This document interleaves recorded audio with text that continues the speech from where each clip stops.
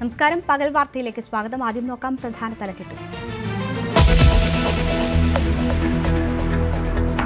News 18 exclusive. വീര്യം കുറഞ്ഞ മദ്യം നിർമ്മിക്കാൻ ബക്കാഡിയുടെ നീക്കം മുൻപും. കമ്പനി സമീപിച്ചത് 18 വർഷം മുൻപ് VS അച്യുതാനന്ദൻ സർക്കാരിന്റെ കാലത്ത്. തുടർ നടപടിക്കായി നികുതി സെക്രട്ടറിക്ക് നൽകിയ കത്തിന്റെ പകർപ്പ് ന്യൂസ് 18 പുറത്തുവിടുന്നു.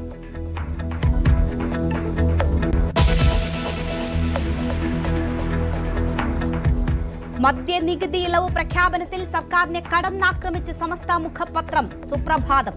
വീര്യം കുറഞ്ഞ മദ്യം, വീര്യം കെട്ട നയമെന്ന് മുഖപ്രസംഗം. പ്രതിപക്ഷ ആരോപണം ഗൌരവതരം. ആശങ്കകൾ പരിഹരിക്കണമെന്ന് പാണക്കാട് സാധിക്കലി തങ്ങളുടെ ലേഖനവും പത്രത്തിൽ. പിറക്കട്ടെ ലഹരി മുക്ത ഗ്രാമങ്ങളെന്ന് തലക്കെട്ട്.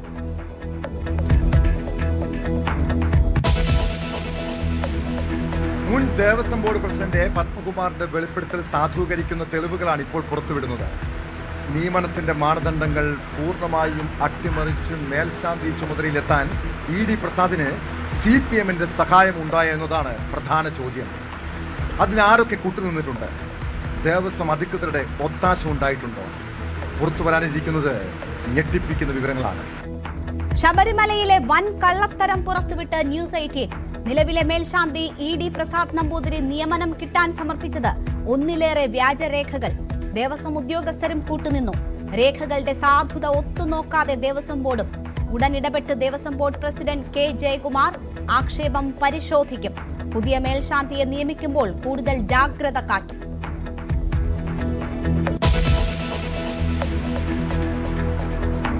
തിരുവനന്തപുരം കോർപ്പറേഷനിലെ 20 അംഗങ്ങളുടെ സത്യപ്രതിജ്ഞ റദ്ദാക്കി ഹൈക്കോടതി.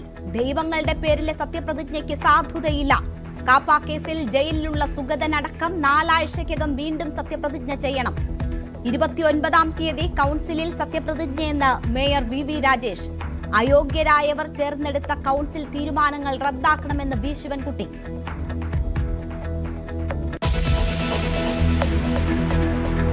PM ശ്രീയെ ചൊല്ലി നിയമസഭയിൽ ഭരണപക്ഷ പ്രതിപക്ഷ ഏറ്റുമുട്ടൽ.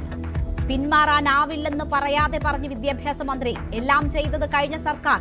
CPI MLA P പ്രസാദിന് മന്ത്രി M ഷംസുദ്ദീന്റെ പരിഹാസം. ഒന്നുറക്കെ കരയാമായിരുന്നില്ലേ എന്ന ചോദ്യം. സർക്കാർ രഹസ്യമായി കരുക്കൾ നീക്കുകയാണെന്ന് പ്രതിപക്ഷ നേതാവ്. മന്ത്രിസഭാ ഉപസമിതി വൈകിട്ട് 4-ന്.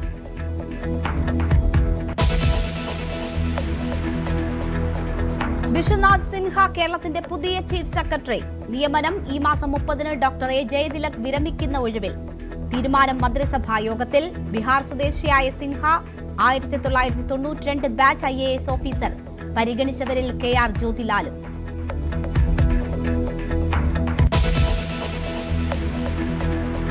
കണ്ണൂർ വാണിയപ്പാറ പള്ളി സെമിത്തേരിയിലെ 33-ാം കല്ലറയിൽ മൂന്നാമതൊരു മൃതദേഹമില്ല. ദുരൂഹത നീങ്ങുന്നു. തുറന്നു പരിശോധിച്ച് പോലീസും ഫോറൻസിക് ഉദ്യോഗസ്ഥരും. കല്ലറയിലുള്ളത് 2006-ലും 2015-ലും സംസ്കരിച്ച മൃതദേഹാവശിഷ്ടങ്ങൾ മാത്രം. വിലങ്ങാട് നിന്ന് കാണാതായ സിജോ എവിടെയെന്ന ചോദ്യം ബാക്കി.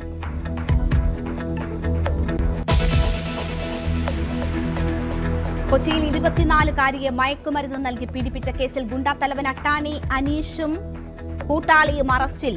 യുവതി ക്രൂരതയ്ക്കിരയായത് 2 തവണ. പീഡന ദൃശ്യങ്ങൾ പകർത്തി പ്രചരിപ്പിച്ചു. ഭീഷണിപ്പെടുത്തി കഴിഞ്ഞയാഴ്ച വീണ്ടും പീഡിപ്പിച്ചു. അറസ്റ്റിലായ ഫിറോസ് പോക്സോ അടക്കമുള്ള കേസുകളിൽ പ്രതി.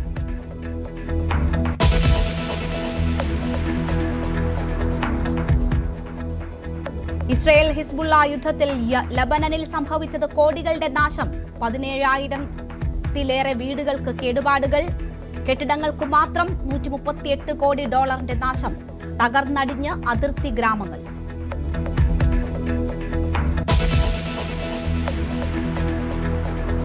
ചരിത്രം കുറിച്ച് കേരളത്തിന് അഭിമാന നിമിഷം. ഉദ്ഘാടനത്തിന് ശേഷം 1000 കപ്പലുകൾ കരയ്ക്കടുക്കുന്ന തുറമുഖമാകാൻ വിഴിഞ്ഞം. ചരിത്ര നിമിഷം ഇന്ന് MSC ലൂസിയാന കരയ്ക്കടുക്കുന്നതോടെ. നേട്ടങ്ങൾ പിന്നിടുമ്പോഴും വിഴിഞ്ഞത്ത് പ്രാദേശിക വികസനം അകലെ എന്ന വിമർശനവും ശക്തം.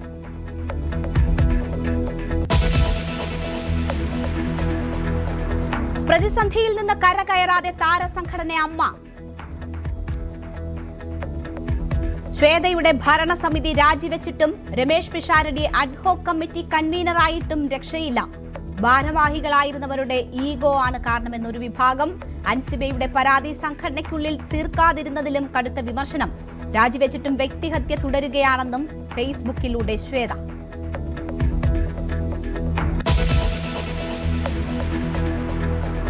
ബസ് കാത്തുനിന്ന 3 പേരുടെ ജീവനെടുത്ത കൊട്ടാരക്കര ടിപ്പർ അപകടത്തിൽ നടപടിയെടുത്ത മോട്ടോർ വാഹന വകുപ്പ്. 2 ഉദ്യോഗസ്ഥർക്ക് സസ്പെൻഷൻ. നടപടി വാഹനം പരിശോധിക്കാതെ ഫിറ്റ്നസ് നൽകിയതിന്.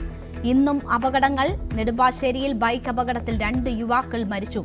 പാലക്കാട് മുതലമടയിൽ ട്രാക്ടർ നിയന്ത്രണം വിട്ട് ദേഹത്തേക്ക് മറിഞ്ഞ് ഡ്രൈവർക്ക് ദാരുണാന്ത്യം.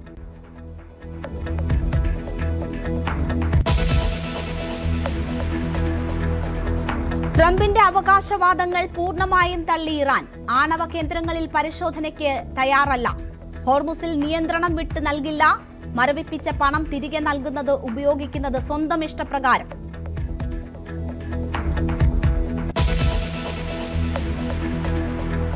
ഇറാനെതിരെയുള്ള പോരാട്ടത്തിൽ യുഎസിനെ ആശ്രയിക്കുന്നത് നിർത്തണമെന്ന് ബെഞ്ചമിൻ നെതന്യാഹു. ഇസ്രായേലിന്റെ ആയുധ ഉൽപാദന ശേഷി വികസിപ്പിക്കണമെന്നും പ്രധാനമന്ത്രി. ഇറാനെതിരായ ആക്രമണം ഇതുവരെ അവസാനിപ്പിച്ചിട്ടില്ലെന്നും പ്രഖ്യാപനം.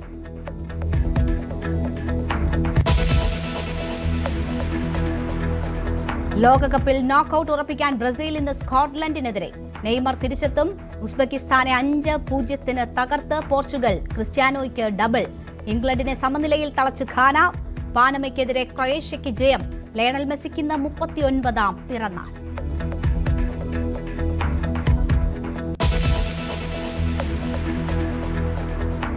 വാർത്തയിലേക്ക് വിശദമായി. വീര്യം കുറഞ്ഞ മദ്യത്തിനായി നേരത്തെയും നീക്കം നടന്നു.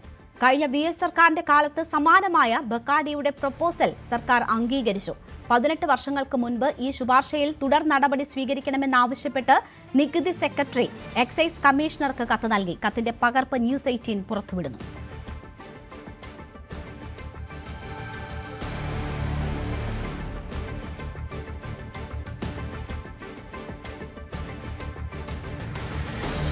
മദ്യനികുതിയിൽ വലിയ വിവാദം സംസ്ഥാനത്ത് നടക്കുമ്പോഴാണ് ബക്കാർഡിക്ക് വേണ്ടി വളരെ ശരവേഗത്തിൽ പുതിയ UDF സർക്കാർ നടപടികൾ നീക്കിയെന്ന ആരോപണം ശക്തമായി തുടരുമ്പോഴാണ് വീര്യം കുറഞ്ഞ മദ്യത്തിനായി നേരത്തെയും നീക്കം നടന്നു എന്നതിന്റെ വിവരങ്ങൾ വരുന്നത്.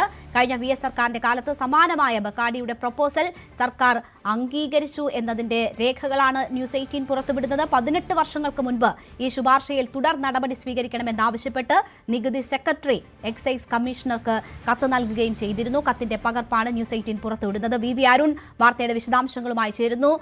അരുൺ, ഏതാണ്ട് 18 വർഷങ്ങൾ മുൻപ് തുടങ്ങിയ ബക്കാഡിയുടെ നീക്കമാണ് ഏറ്റവും ഒടുവിൽ ഫലം കാണുന്നത്. VS സർക്കാരിന്റെ കാലത്ത് ഇതുമായി ബന്ധപ്പെട്ട് എന്തൊക്കെ നീക്കങ്ങളാണ് നടന്നത്? ഈ കത്തിന്റെ വിശദാംശങ്ങൾ ഉൾപ്പെടെ എന്താണ്? രേണുക, വീര്യം കുറഞ്ഞ മദ്യം വലിയ വിവാദമായി സംസ്ഥാനത്ത് മാറുകയാണ്. എന്നാൽ വീര്യം കുറഞ്ഞ മദ്യം ഉൽപ്പാദിപ്പിക്കാനുള്ള തീരുമാനം കഴിഞ്ഞ സർക്കാരിന്റെ കാലത്ത് മദ്യനയത്തിൽ മാറ്റം വരുത്തിയതുകൊണ്ട് മാത്രമുണ്ടായ ഒരു തീരുമാനമല്ല. അതിനു മുമ്പ് തന്നെ ഇത്തരം നീക്കങ്ങൾ സംസ്ഥാനത്ത് സജീവമായിരുന്നു. 2006 VS സർക്കാരിന്റെ കാലത്തും ഈ വീര്യം കുറഞ്ഞ മദ്യം ഉൽപ്പാദിപ്പിക്കാൻ സർക്കാർ തീരുമാനമെടുത്തിരുന്നു. കഴിഞ്ഞ 2022 ബജറ്റിലാണ് ആ തീരുമാനമെന്നാണ് നേരത്തെ പറഞ്ഞത്. പക്ഷേ 2008 തന്നെ അത്തരം നീക്കങ്ങൾ സംസ്ഥാനം തുടങ്ങിയതെന്ന് വ്യക്തമാക്കുന്ന രേഖയാണ് ഇപ്പോൾ പുറത്തു വന്നത്. എക്സൈസ് കമ്മീഷണർക്ക് നികുതി വകുപ്പ് പ്രിൻസിപ്പൽ സെക്രട്ടറി 2008 അയച്ച 2009 ഏപ്രിൽ 22 അയച്ച കത്താണ് ഇപ്പോൾ പുറത്തു വരുന്നത്. അതിൽ പറയുന്നത് സർക്കാർ വീര്യം കുറഞ്ഞ മദ്യം സംസ്ഥാനത്ത് ഉൽപ്പാദിപ്പിക്കാനുള്ള പ്രപ്പോസൽ സംസ്ഥാന സർക്കാർ അംഗീകരിച്ചിട്ടുണ്ട്. അതിൽ തന്നെ ഇപ്പോൾ വിവാദമാകുന്ന ബക്കാഡി എന്ന കമ്പനിയുടെ പങ്കും ഈ കത്തിൽ വ്യക്തമാണ്. ഇതിൽ പറയുന്നത് the proposal submitted by Bacardi Martini India limited, അവരുടെ പ്രപ്പോസലും സർക്കാരിന് മുന്നിലുണ്ട്. ഇതിൽ തുടർ നടപടികൾ സ്വീകരിക്കണം. അതായത് വീര്യം കുറഞ്ഞ മദ്യം സംസ്ഥാനത്ത് ഉൽപ്പാദിപ്പിക്കാൻ സർക്കാർ തീരുമാനമെടുത്തിരിക്കുന്നു. അതിന് തുടർ നടപടികൾ വേണമെന്നാവശ്യപ്പെട്ടാണ് ടാക്സസ് പ്രിൻസിപ്പൽ സെക്രട്ടറി, നികുതി വകുപ്പ് പ്രിൻസിപ്പൽ സെക്രട്ടറി എക്സൈസ് കമ്മീഷണർക്ക് കത്ത് നൽകിയിരിക്കുന്നത്. ഇന്ന് വിവാദത്തിലുള്ള ബക്കാഡി എന്ന കമ്പനി തന്നെയാണ് അന്നും ഈ വീര്യം കുറഞ്ഞ മദ്യം ഉൽപ്പാദിപ്പിക്കാൻ സംസ്ഥാന സർക്കാരിന് മുമ്പാകെ അപേക്ഷയുമായി എത്തിയത്. ഇപ്പോഴത്തെ അതേ നിലയിലാണോ പ്രപ്പോസൽ എന്ന കാര്യത്തിൽ വ്യക്തതയില്ല. നികുതി ഘടന എങ്ങനെയാണ് തീരുമാനിച്ചത് കാര്യത്തിലും വ്യക്തത വരേണ്ടതുണ്ട്. ഏതായാലും ഈ ബക്കാഡി എന്ന കമ്പനി വീര്യം കുറഞ്ഞ മദ്യം ഉൽപ്പാദിപ്പിക്കാൻ അത് വിതരണം ചെയ്യാൻ നേരത്തെ തന്നെ സംസ്ഥാനത്ത് നീക്കങ്ങൾ നടത്തിയിരുന്നു. 2006 VS സർക്കാരിന്റെ കാലത്ത് അന്ന് PK ഗുരുദാസനായിരുന്നു എക്സൈസ് വകുപ്പിന്റെ ചുമതലയുള്ള മന്ത്രി. അദ്ദേഹത്തിന്റെ കാലത്തും ഇത്തരം നീക്കം നടത്തിയിരുന്നു വ്യക്തമാകുന്ന രേഖയാണ് ഇപ്പോൾ പുറത്തു വരുന്നത്. ഇത്തവണ ആ നീക്കം കഴിഞ്ഞ സർക്കാരിൻ്റെ കാലത്ത് വരുമ്പോൾ അവിടെ അതിന് അനുമതി നികുതി നിശ്ചയിക്കാനുള്ള നടപടികൾ വകുപ്പിൻ്റെ ഭാഗത്ത് ധനവകുപ്പിൻ്റെ ഭാഗത്ത് ഉണ്ടായില്ല. അതുകൊണ്ടാണ് 250% ടാക്സിൽ വിൽക്കേണ്ടി വരും. അതുകൊണ്ടാണ് ബെക്കാഡി കമ്പനി തങ്ങളുടെ 2 ഉൽപ്പന്നങ്ങൾ ബെക്കാഡി ഫ്രീസറും അതുപോലെ തന്നെ ബെക്കാഡി പ്ലസും വിറ്റഴിക്കാൻ തയ്യാറാകാതെ ഇരുന്നത്. പക്ഷേ ഈ UDF സർക്കാർ വന്ന ശേഷം വളരെ വേഗത്തിൽ നടപടികൾ മുന്നോട്ട് പോയി. ശരവേഗത്തിലാണ് ഫയൽ നീക്കമെന്നാണ് ഇന്നലെ പ്രതിപക്ഷ നേതാവ് വിമർശിച്ചത്. പക്ഷേ ഈ ശ്രമം വീര്യം കുറഞ്ഞ മദ്യം ഉൽപ്പാദിപ്പിക്കാനുള്ള നീക്കം ഏതാണ്ട് 18 വർഷങ്ങൾക്ക് മുമ്പ് തന്നെ സംസ്ഥാനത്ത് നടന്നിരുന്നത് വ്യക്തമാക്കുന്നതാണ് ഈ രേഖകൾ. അരുൺ, ഇതിപ്പോൾ വലിയ വിവാദമായി മദ്യത്തിന്റെ നികുതി കുറവ് ചർച്ചയിൽ നിൽക്കുമ്പോഴാണ് ഇങ്ങനെയുള്ള വിവരങ്ങൾ കൂടി വരുന്നത്. VS സർക്കാരിന്റെ കാലത്ത് ബെക്കാഡി എത്തുന്നു. അതിനുശേഷം ഉമ്മൻചാണ്ടി സർക്കാരിന്റെ കാലത്ത് മദ്യനയം എന്നത് വലിയ രാഷ്ട്രീയ വിവാദങ്ങൾക്ക് തന്നെ വഴിവെച്ചിരുന്നതാണ്. ആ ഘട്ടത്തിൽ ബെക്കാഡിക്ക് അന്നത്തെ സാഹചര്യങ്ങൾ തിരിച്ചടിയാവുകയായിരുന്നു. അതിനുശേഷം 1ാം പിണറായി സർക്കാരിന്റെ കാലം, ആ കാലത്തും ബെക്കാഡി ശ്രമങ്ങൾ നടത്തിയിരുന്നു. ഇതിന്റെയൊക്കെ വിശദാംശങ്ങൾ പുറത്തു വരാനുണ്ടോ? മാത്രവുമല്ല, നോക്കൂ, ഇപ്പോൾ ഈ വീര്യം കുറഞ്ഞ മദ്യത്തിന്റെ നികുതി സംബന്ധിച്ചുള്ള വിവാദങ്ങൾ വളരെ ശക്തമായി തുടരുമ്പോൾ ഭരണപക്ഷത്തിനെതിരെ പ്രതിപക്ഷം ശക്തമായ വിഷയം ഉന്നയിക്കുകയും അഴിമതി ആരോപണം ഉന്നയിക്കുകയും ചെയ്യുന്ന ഘട്ടത്തിൽ ഈ വിവരങ്ങൾ പുറത്തു വരുന്നത് അതിന്റെ രാഷ്ട്രീയ പ്രാധാന്യം ഏത് വിധത്തിലാണ്?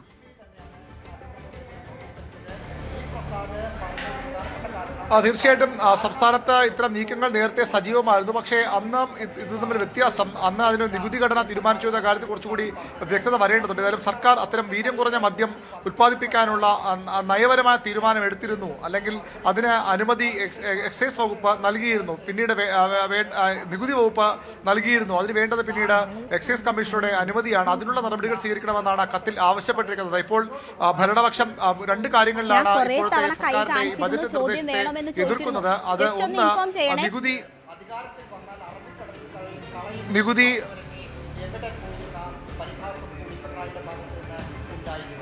നികുതി കുറച്ചു കൊടുത്തു. 250% സംസ്ഥാനത്ത് വിദേശ മദ്യം വിൽക്കാനുള്ള നികുതി. അതിൽ നിന്ന് പകുതിയോളമായത് കുറച്ചു കൊടുത്തു. അതാണ് ഒരു കാരണമായി ഇപ്പോൾ വിമർശനത്തിന് കാരണമായി പ്രതിപക്ഷം പറയുന്നത്. മറ്റൊന്ന്, ഇതുമായി ബന്ധപ്പെട്ട് തന്നെ ഇങ്ങനെ മദ്യം വിൽക്കാൻ തുടങ്ങിയാൽ അത് സംസ്ഥാനത്ത് മദ്യവ്യാപനം ശക്തമാകും. കൂടുതൽ മദ്യം സംസ്ഥാനത്ത് പുതിയൊരു വിഭാഗം ആളുകൾ കൂടി, ലഹരി കുറഞ്ഞ മദ്യം ഉപയോഗിക്കുന്ന ആളുകൾ കൂടി സംസ്ഥാനം സൃഷ്ടിക്കപ്പെടും. അത് സാമൂഹികമായ ഒരു പ്രത്യാഘാതമാണ്. 2 കാരണങ്ങൾ ചൂണ്ടിക്കാട്ടിയാണ് പ്രതിപക്ഷം ഇതിനെ എതിർക്കുന്നത്. പക്ഷേ നേരത്തെ ഇപ്പോഴത്തെ പ്രതിപക്ഷം 2006 സർക്കാർ ഉണ്ടാകുമ്പോഴും അത്തരം നീക്കങ്ങൾ നടന്നിരുന്നു. അന്നും വീര്യം കുറഞ്ഞ മദ്യം ഉൽപ്പാദിപ്പിക്കാനുള്ള തീരുമാനം സർക്കാർ കൈക്കൊണ്ടു എന്ന് വ്യക്തമാക്കുന്നതാണ് ഈ രേഖകൾ. ശരി, VV അരുണാണ് വാർത്തയുടെ വിശദാംശങ്ങൾ നൽകിയത്. അപ്പോൾ ഏതാണ്ട് 18 വർഷം മുമ്പ് തന്നെ തുടങ്ങിയ നീക്കങ്ങളാണ് ഏറ്റവും ഒടുവിൽ VD സതീശൻ സർക്കാർ അധികാരത്തിലെത്തിയതിനു ശേഷം വളരെ വേഗത്തിൽ ബെക്കാഡിക്ക് വഴിയൊരുങ്ങുന്ന ഒരു സാഹചര്യത്തിലേക്ക് എത്തിയത്. സർക്കാരിന്റെ മദ്യനയത്തെ നിശിതമായി വിമർശിച്ച സമസ്തയുടെ മുഖപത്രം സുപ്രഭാതം മദ്യലഭ്യത വർദ്ധിപ്പിക്കാൻ ഇടയാക്കുന്ന നയവുമായി സർക്കാർ മുന്നോട്ട് വരുന്നത് ദൗർഭാഗ്യകരമാണ്. ഇത് സർക്കാർ ഏത് ദിശയിലേക്കെന്ന് സൂചിപ്പിക്കുന്നതാണ്. മദ്യത്തിന്റെ വീര്യം കുറയുന്നത് കൊണ്ട് പ്രത്യാഘാതം ഇല്ലാതിരിക്കില്ല. ബെക്കാഡി കമ്പനിയെ സഹായിക്കാനാണ് എന്ന പ്രതിപക്ഷ ആരോപണം ഗൗരവമുള്ളതെന്നും ഭരണകക്ഷിയിൽ നിന്ന് തന്നെ ഉള്ള ആശങ്കകൾ ശ്രദ്ധേയമാണെന്നും മുഖപ്രസംഗത്തിൽ പറയുന്നു. സർക്കാരിന്റെ മദ്യനയത്തിൽ നിശ്ചിത വിമർശനമാണ് സമസ്ത അവരുടെ മുഖപ്രസംഗത്തിൽ ഉന്നയിക്കുന്നത്. വീര്യം കുറഞ്ഞ മദ്യം, വീര്യം കെട്ട നയം എന്ന തലക്കെട്ടിലാണ് എഡിറ്റോറിയൽ ലേഖനം ഉള്ളത്. ബജറ്റിലെ ഈ പ്രഖ്യാപനം അത് വെറും നികുതി പരിഷ്കരണം എന്ന വാദത്തിൽ ഒതുക്കാനാകില്ല. അത് വരാനിരിക്കുന്ന മദ്യനയത്തിൻ്റെ ഒരു സൂചനയാണ് എന്ന് മുഖപത്രം വിമർശിക്കുന്നു. സർക്കാർ ഏത് ദിശയിലേക്ക് നീങ്ങുന്നു എന്നതിൻ്റെ സൂചനയായിട്ട് തന്നെ വേണം ഇതിനെ കാണുവാൻ. വീര്യം കുറഞ്ഞ മദ്യം പുതിയ ഉപഭോക്താക്കളെ സൃഷ്ടിക്കുമെന്ന ഭയം അടിസ്ഥാനരഹിതമല്ല. അത് മദ്യത്തിൻ്റെ വീര്യം കുറയുന്നു എന്നുള്ളത് സാമൂഹിക പ്രത്യാഘാതങ്ങൾ ഇല്ലാതാക്കുന്ന ഒരു സംഭവമല്ല എന്നും മുഖപ്രസംഗത്തിൽ പറയുന്നുണ്ട്. അതോടൊപ്പം തന്നെ സുരക്ഷിത മദ്യം എന്ന തെറ്റായ ധാരണയിൽ മദ്യ ഉപഭോഗത്തിൻ്റെ സാധ്യതകൾ വർദ്ധിപ്പിക്കാനാണ് ഇത് വഴിവെക്കുക എന്നും മുഖപ്രസംഗത്തിൽ വിമർശനമുണ്ട്. അതുപോലെ ബെക്കാഡി കമ്പനിയെ സഹായിക്കാനാണ് ഈ നയമെന്ന പ്രതിപക്ഷത്തിൻ്റെ ആരോപണം വളരെ ഗൗരവത്തിലുള്ളതാണെന്നും സമസ്തയുടെ മുഖപത്രമായ സുപ്രഭാതം എഡിറ്റോറിയൽ ലേഖനത്തിൽ പറയുന്നു. ഇത് രാഷ്ട്രീയ പ്രേരിതമാണെന്ന് കരുതുന്നുണ്ടെങ്കിൽ അതിന് വ്യക്തമായ വിശദീകരണം നൽകാൻ സർക്കാരിന് ബാധ്യതയുണ്ട് എന്നുകൂടി സുപ്രഭാതം ഓർമ്മിപ്പിക്കുകയാണ്. അതുപോലെ തന്നെ ഭരണകക്ഷിയിൽ നിന്നുള്ള ആശങ്കകൾ വളരെ പ്രധാനപ്പെട്ടതാണെന്നും KC വേണുഗോപാലിൻ്റെയും മുസ്ലിം ലീഗിൻ്റെയും ഒക്കെ അഭിപ്രായം ചൂണ്ടിക്കാണിച്ചുകൊണ്ട് ഈ ലേഖനത്തിൽ വിമർശിക്കപ്പെടുന്നുണ്ട്. അതായത് ഭരണത്തിലെ ഒരു കക്ഷി ഉന്നയിക്കുന്നതിനപ്പുറം ആഭ്യന്തര വകുപ്പ് ലഹരിയുടെ വേരിറക്കാൻ ഓപ്പറേഷൻ തൂഫാൻ പോലെയുള്ള പദ്ധതികളുമായി മുന്നോട്ട് പോകുമ്പോൾ മറുവശത്ത് ഘടകകക്ഷികളെ മറ്റ് നേതൃത്വത്തിലുള്ളവരെയും വിശ്വസിപ്പിക്കാൻ കഴിയാതെ മദ്യനയവുമായി മുന്നോട്ട് പോകുന്നൊരു സാഹചര്യം രാഷ്ട്രീയ വിവേകമല്ല എന്നും വിമർശനത്തിൽ പറയുന്നുണ്ട്. എന്താണെങ്കിലും ഇതിനെതിരെ പറയുവാൻ ഇടതുപക്ഷത്തിന് അവകാശമുണ്ടോ എന്ന ചോദ്യവും ഇവർ ഉന്നയിക്കുന്നുണ്ട്. കാരണം വീര്യം കുറഞ്ഞ മദ്യനയത്തിൻ്റെ തുടക്കം LDFിൻ്റെ കാലത്തായിരുന്നു ഓർമ്മിച്ചുകൊണ്ടാണ് സമസ്തയുടെ മുഖപത്രമായ സുപ്രഭാതത്തിലെ എഡിറ്റോറിയൽ ലേഖനം അവസാനിക്കുന്നത്. എന്താണെങ്കിലും സർക്കാരിനെതിരെയുള്ള വിമർശനങ്ങളുടെ ആദ്യ ഘട്ടമാണ് ഈ ഒരു ലേഖനത്തിലൂടെ സമസ്ത തുടങ്ങി വച്ചിരിക്കുന്നതെന്ന് നിസ്സംശയം പറയാം. CV Anumod, news 18. CV അനുമോദിന്റെ റിപ്പോർട്ടാണ് കണ്ടത്. SFIയുടെ സെക്രട്ടേറിയറ്റ് മാർച്ചിൽ സംഘർഷം, പോലീസ് ജലപീരങ്കി പ്രയോഗിച്ചു. ലാത്തിവീശി സഹകരണ മേഖലയിലെ വിദ്യാഭ്യാസ സ്ഥാപനങ്ങളിൽ ഫീസ് വർദ്ധിപ്പിച്ചതിലാണ് പ്രതിഷേധം.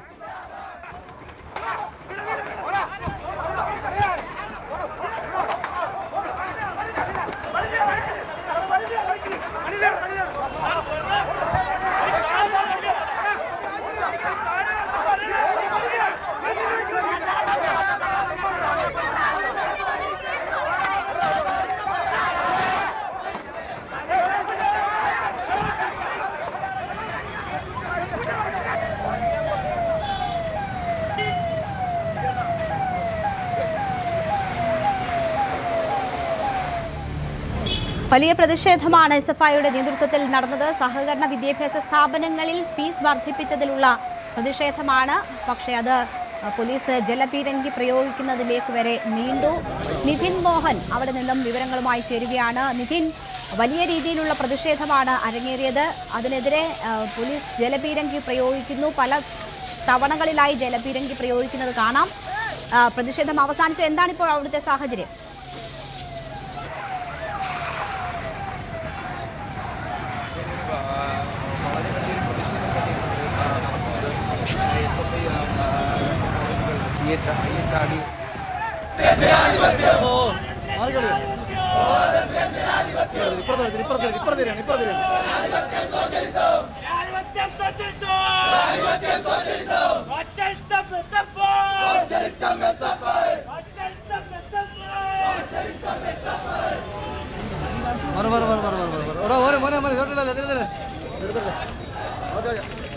സ്വകാര്യ മേഖലയിലെ ഫീസ് വർധനയ്ക്കെതിരെയാണ് സഹകരണ മേഖലയിലെ വിദ്യാഭ്യാസ സ്ഥാപനങ്ങളിലെ ഫീസ് വർധനയ്ക്കെതിരെയാണ് SFIയുടെ നേതൃത്വത്തിൽ വലിയ പ്രതിഷേധം അരങ്ങേറിയത്.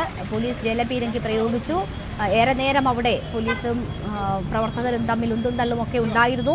നിധിൻ അവിടെ നിന്നും വിവരങ്ങളുമായി ചേരുന്നു. നിധിൻ, വിദ്യാർത്ഥികൾ പിരിഞ്ഞു പോകുന്നു എന്നതാണ് ദൃശ്യങ്ങളിൽ നിന്ന് ഇപ്പോൾ മനസ്സിലാകുന്നത്.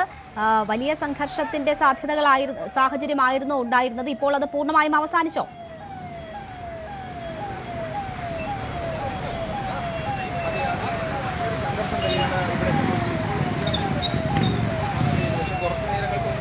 വളരെ ദയനീയമായിരുന്നു ഇവിടുത്തെ അവസ്ഥ. കാര്യം പെൺകുട്ടികൾക്ക് സഖാക്കൾക്ക് നേരെയും പോലീസ് 5 തവണയോളം ജലപീരങ്കി ഉപയോഗിച്ചു.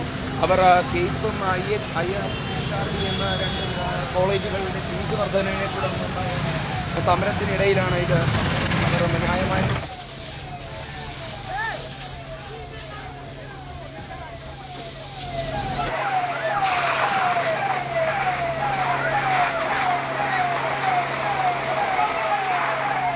അപ്പോൾ നിധിനാണ് അവിടെ നിന്നും വിവരങ്ങൾ നൽകാൻ ശ്രമിച്ചത്. പക്ഷേ ശബ്ദത്തിൽ ചില പ്രശ്നങ്ങളുണ്ട്. വലിയ രീതിയിലുള്ള പ്രതിഷേധമാണ് SFIയുടെ നേതൃത്വത്തിൽ അരങ്ങേറിയത്. എന്തായാലും സംഘർഷത്തിന് നേരിയ അയവ് ഇപ്പോൾ വന്നിട്ടുണ്ട്. വിദ്യാർത്ഥികൾ പിരിഞ്ഞു പോകുന്നു എന്നതാണ് നമ്മൾ ദൃശ്യങ്ങളിൽ കാണുന്നത്. ശബരിമലയുടെ വിശുദ്ധിയും പരിശുദ്ധിയും കാക്കാനുള്ള മുഖ്യ ബാധ്യത മേൽശാന്തിക്കാണ്. മണ്ഡല മകരവിളക്ക് കാലവും മാസപൂജകളും കഴിഞ്ഞ് തന്ത്രിയടക്കം മലയിറങ്ങുമ്പോൾ പുറപ്പെടാശാന്തിമാരായി മേൽശാന്തിമാർ സന്നിധാനത്തുണ്ടാകും. അത്രയ്ക്കും പവിത്രമായ കരങ്ങളിലേക്കാണ് ആ ഉത്തരവാദിത്തം ഏൽപ്പിച്ചു കൊടുക്കുന്നത്. എന്നാൽ കളങ്കിതനായ ഒരാൾ ശബരിമലയിലെ മുഖ്യ കാർമ്മികനായാലോ? യോഗ്യതയില്ലാത്ത വ്യക്തി വ്യാജരേഖ ചമച്ച് ആ പരിപാവനമായ ചുമതലയിലേക്ക് വന്നാലോ? ശബരിമല മേൽശാന്തിയെ തെരഞ്ഞെടുക്കുന്നതിൽ CPM ഇടപെടൽ ഉണ്ടായെന്ന A. പത്മകുമാറിന്റെ വെളിപ്പെടുത്തൽ അവിശ്വസനീയമെന്ന് കരുതിയവരുണ്ട്.